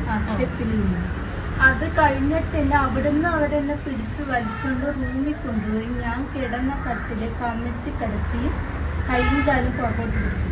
അപ്പൊ ഈ സ്റ്റെപ്പിൽ മോളെ വലിക്കുമ്പോൾ മോള് വീണ് കിടക്കുമ്പോൾ വീണ രീതിയിൽ തന്നെയാണ് അവർ മോളെ വലിച്ചുകൊണ്ട് പോകുന്നത്? അല്ല, വീണ് കിടന്നപ്പോഴത്തേക്ക് അവരെന്നെ അവിടുന്ന് കൈക്ക് വലിച്ചു പിടിച്ച് പൊക്കിയിട്ടാണ് എന്നെ വലിച്ചുകൊണ്ട് റൂമിലോട്ട് കൊണ്ടുപോകുന്നത്. ഈ മർദ്ദനത്തിന്റെ ദൃശ്യങ്ങൾ ലഭ്യമായിട്ടും തുടർ നടപടി പോലീസ് സ്വീകരിക്കുന്നില്ല എന്നതാണ് എന്തായാലും പരാതി ഉയരുന്നത്. കണ്ണൂർ വാണിയപ്പാറ ഇൻഫന്റ് ജീസസ് പള്ളി സെമിത്തേരി കല്ലറയിലെ ദുരൂഹതകൾ നീങ്ങുന്നു. കല്ലറയിലുള്ളത് വിലങ്ങാട് നിന്ന് കാണാതായ സിജോയുടെ മൃതദേഹമല്ല എന്നതാണ് പ്രാഥമിക വിലയിരുത്തൽ. കല്ലറയിലുള്ളത് 2 മൃതദേഹാവശിഷ്ടങ്ങളാണ്. ഇത് 2006-ലും 2015-ലും അടക്കം ചെയ്ത 2 മൃതദേഹങ്ങളുടെ അവശിഷ്ടങ്ങളാണെന്നാണ് നിഗമനം. സംശയാസ്പദമായി കണ്ട പഴയ മൃതദേഹത്തിന് അടിയിൽ വെച്ചതെന്നാണ് സൂചന. കോഴിക്കോട് നിന്നുള്ള വിദഗ്ധ സംഘമാണ് പരിശോധന നടത്തിയത്. നടത്തിയ പരിശോധനയിൽ പ്രാഥമികമായിട്ട് സംശയിക്കാത്ത കാര്യങ്ങളില്ല എന്നാണ് മനസ്സിലാക്കുന്നത്. നമ്മൾ പ്രതീക്ഷിച്ചിരുന്ന അടക്കിയവരുടെ ബോഡി തന്നെയാണെന്നാണ് നമ്മുടെ ഇതുവരെയുള്ള നിഗമനം. എങ്കിൽ തന്നെ നമ്മൾ കൂടുതൽ പരിശോധനയ്ക്കായിട്ട് DNA-ക്കായിട്ടുള്ള സാമ്പിളുകൾ ഉൾപ്പെടുത്തിയിട്ടുണ്ട്. പ്രഥമദൃഷ്ട്യാ നമുക്ക് മനസ്സിലാവുന്നു ഇതിൽ ദുരൂഹയുടെ ആവശ്യമില്ല. ഇതുവരെ കിട്ടിയ തെളിവുകളെല്ലാം വെച്ചിട്ട് അടക്കിയവരുടെ ബോഡി തന്നെയാണ് എന്നാണ് നമുക്ക് മനസ്സിലാവുന്നത്. നമ്മളിപ്പോൾ പ്രാഥമികമായിട്ട് മനസ്സിലാക്കുന്നത് ആ പായ അടക്കിയ കൂടെ വെച്ചിരുന്നൊരു പായ തന്നെയാണ്. അത് പിന്നീട് ഇപ്പോൾ കണ്ടപ്പോഴാണ് 6-ലെ അതിനെ പറ്റി ഒന്നുകൂടെ നമുക്ക് നോക്കേണ്ടതുണ്ട്. എങ്കിലും നമ്മളിപ്പോൾ മനസ്സിലാക്കുന്നത് ആദ്യം മറിയമ്മയുടെ കൂടെ അടക്കിയ പായയാണ് എന്ന് മനസ്സിലാക്കും.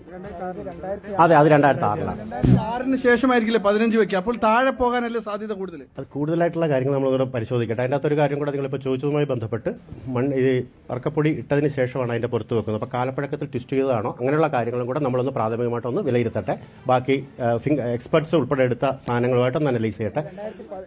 പ്രഥമ ദൃഷ്ട്യാ നമ്മൾ മനസ്സിലാക്കുന്നത് ഇതിൻ്റെ അകത്ത് സംശയങ്ങളൊന്നുമില്ല, ഇതിലൊരു ദുരൂഹത ഇല്ലെന്നാണ് ഇപ്പോൾ മനസ്സിലാക്കുന്നത്. MS അനീഷ് കുമാർ ഉണ്ട് വാർത്തയുടെ വിശദാംശങ്ങളുമായി. അനീഷ്, നേരത്തെ തന്നെ ദുരൂഹതകളില്ല എന്നത് പോലീസ് ഒരു നിഗമനത്തിലെത്തിയിരുന്നു. അതിലേക്ക് തന്നെ കാര്യങ്ങൾ വീണ്ടും എത്തുകയാണ്.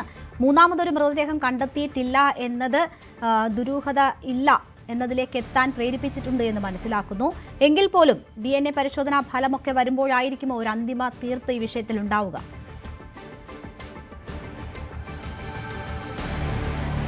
ലളിത, ഇക്കാര്യത്തിൽ സംശയമൊന്നുമില്ല എന്ന് തന്നെയാണ് പള്ളിക്കാരുടെയും ഒപ്പം പോലീസിന്റെയും ഭാഗത്തു നിന്നും ഇപ്പോൾ വരുന്ന വിശദീകരണം. കാരണം ഇതൊരു കുടുംബ കല്ലറയല്ല. ഓരോ കല്ലറയിൽ ആളുകളെ അടക്കം ചെയ്യുന്ന ഒരു പതിവാണ്. 98 കല്ലറകളാണുള്ളത്. അതിൽ 98ാമത്തെ കല്ലറയിലും ആളെ അടക്കം ചെയ്തു കഴിഞ്ഞാൽ ആദ്യ കല്ലറയിൽ വീണ്ടും 2ാമത്തെ ആളെ അടക്കം ചെയ്യും. ഇങ്ങനെയാണ് 38ാമത്തെ കല്ലറയിൽ 2 പേരെ അടക്കം ചെയ്തു. ആദ്യം 2006-ൽ മറിയാമ്മ എന്ന വയോധികയായ 95 വയസ്സുള്ള സ്ത്രീ അടക്കം ചെയ്തു. പിന്നീട് 2015-ലാണ് അവിടെ ജെയിംസ് എന്ന ഒരാളെ അസ്വാഭാവിക മരണമായിരുന്നു. അദ്ദേഹം രക്തം ഛർദ്ദിച്ച് മരിക്കുകയും പോസ്റ്റ്മോർട്ടം നടപടികളൊക്കെ പൂർത്തിയാക്കി മൃതദേഹം സംസ്കരിക്കുകയും ചെയ്തു. ഇങ്ങനെ 2 പേരുടെ മൃതദേഹമാണ് ഉണ്ടായിരുന്നത്. ഇതിന്റെ അടിസ്ഥാനത്തിൽ വീണ്ടും ആ കല്ലറയിൽ അടക്കേണ്ട ഒരു ടേൺ എത്തിയപ്പോഴാണ് കഴിഞ്ഞ ദിവസം കല്ലറ തുറന്ന് വൃത്തിയാക്കാൻ ഒരുങ്ങിയത്. ആ സമയത്താണ് ഒരു പായയിൽ കെട്ടിയ പോലുള്ളൊരു വസ്തുവിനെ കാണുന്നത്. പക്ഷേ പിന്നീട് ആ ഒരു സാധനം കണ്ടതിനെ തുടർന്ന് വലിയ പരിശോധനകളൊന്നും നടത്താതെ അപ്പോൾ തന്നെ കല്ലറ അടയ്ക്കുകയും പോലീസിനെ വിവരം അറിയിക്കുകയുമായിരുന്നു. തുടർന്നാണ് ഇന്ന് പോലീസിന്റെ വിദഗ്ധർ പേരാവൂർ DYSP ASP അടക്കമുള്ള ആളുകൾ, ഫോറൻസിക്കിന്റെയും പോലീസ് സർജനും അടക്കമുള്ള ആളുകളുടെ സാന്നിധ്യത്തിൽ ഇന്ന് വിശദമായ പരിശോധന നടത്തിയത്. ആ വിശദമായ പരിശോധനയിലാണ് നേരത്തെ അടക്കം യും ജെയിംസിന്റെ പോലീസിൻ്റെയും എന്ന് കരുതുന്ന 2 മൃതദേഹങ്ങൾ അതിനുള്ളിലുണ്ട്. അതിൻ്റെ അസ്ഥി കഷ്ണങ്ങളും മറ്റ് ശരീരഭാഗങ്ങളും കണ്ടെടുക്കാൻ കഴിഞ്ഞു. ഒപ്പം ഈ ഒരു പൊതിഞ്ഞിട്ട വസ്തു എന്ന രീതിയിൽ കാണപ്പെട്ടതൊരു പായാണ്. അത് യഥാർത്ഥത്തിൽ പൊതിഞ്ഞിട്ട രീതിയിലല്ല, അടക്കം ചെയ്ത മൃതദേഹത്തിൻ്റെ പേടകത്തിന് മുകൾ ഭാഗത്ത് ഉണ്ടായിരുന്ന ഒരവസ്ഥയിലാണ്. ഒപ്പം ഒരുപക്ഷെ ആദ്യം മറിയാമ്മയുടെ മൃതദേഹം അടക്കിയ ശേഷം അറക്കപ്പൊടിയും മണലും ഇട്ട് അത് നിരത്തിയ ശേഷമാണ് രണ്ടാമത്തെ മൃതദേഹം സാധാരണ ഗതിയിൽ വെക്കുക. പക്ഷേ അന്ന് തൊഴിലാളികൾക്ക് എന്തെങ്കിലും ഒരു വീഴ്ച ഉണ്ടായത് കൊണ്ടാവാം 2 മൃതദേഹങ്ങളും ഒരേ നിരയിലാണ് ഇപ്പോൾ കാണുന്നത്. മറ്റു ഒരു തരത്തിലുമുള്ള സംശയങ്ങളില്ല. നേരത്തെ പറഞ്ഞു കേട്ട സിജോസ് കറിയുടെ തിരോധാനം അടക്കമുള്ള കാര്യങ്ങൾക്ക് ഇതുമായി ബന്ധമില്ല. അത് പ്രത്യേക നിലയിൽ തന്നെ അന്വേഷിച്ച് മുന്നോട്ട് പോകും എന്നാണ് ഇപ്പോൾ പോലീസ് വ്യക്തമാക്കുന്നത്. എന്തായാലും വളരെ ദിവസങ്ങളായി നീണ്ടുനിന്ന ഒരു ആശങ്കയ്ക്കാണ് ഇടവക വികാരികൾക്ക് ഒരു ആശ്വാസം ലഭിച്ചിരിക്കുന്നത്. MS അനീഷ് കുമാറാണ് വിവരങ്ങൾ നൽകിയത്. ലോകമെങ്ങും ലോകകപ്പ് ആവേശം.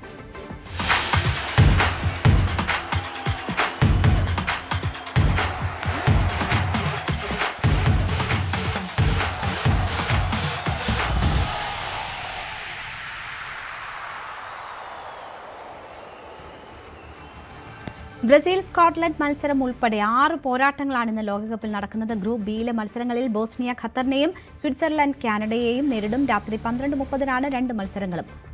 കാനഡയും സ്വിറ്റ്സർലൻഡുമാണ് ഗ്രൂപ്പിലെ ആദ്യ 2 സ്ഥാനങ്ങളിൽ. രാവിലെ 6:30 ഗ്രൂപ്പ് എയിലെ മത്സരങ്ങൾ. ചെക്കിയ മെക്സിക്കോയെയും ദക്ഷിണ കൊറിയ ദക്ഷിണാഫ്രിക്കയെയും നേരിടും. നോക്കൌട്ട് ഉറപ്പിച്ച മെക്സിക്കോ വിജയം തുടരാൻ ശ്രമിക്കുമ്പോൾ പ്രതീക്ഷ നിലനിർത്താൻ ചെക്ക് ടീമിന് ജയം അനിവാര്യമാണ്. 3 പോയിന്റുമായി ഗ്രൂപ്പിൽ രണ്ടാമതുള്ള ദക്ഷിണ കൊറിയയ്ക്കും മത്സരം നിർണായകമാണ്. ഗ്രൂപ്പ് സിയിൽ മൊറോക്കോയും ഹെയ്ത്തിയും ഏറ്റുമുട്ടും. പുലർച്ചെ 3:30 അറ്റ്ലാന്റയിലാണ് മത്സരം. 4 പോയിന്റ് വീതമുള്ള ബ്രസീലും മൊറോക്കോയുമാണ് ഗ്രൂപ്പിൽ മുന്നിലുള്ളത്. ലോകകപ്പ് ഗ്രൂപ്പ് സിയിലെ ആവേശപ്പോരിൽ ഇന്ന് ബ്രസീലും സ്കോട്ട്ലൻഡും ഏറ്റുമുട്ടും. നെയ്മർ കളത്തിലിറങ്ങാൻ സജ്ജനാണെന്ന് കോച്ച് ആഞ്ചലോട്ടി വ്യക്തമാക്കിയതോടെ ആവേശത്തിലാണ് ബ്രസീൽ ആരാധകർ.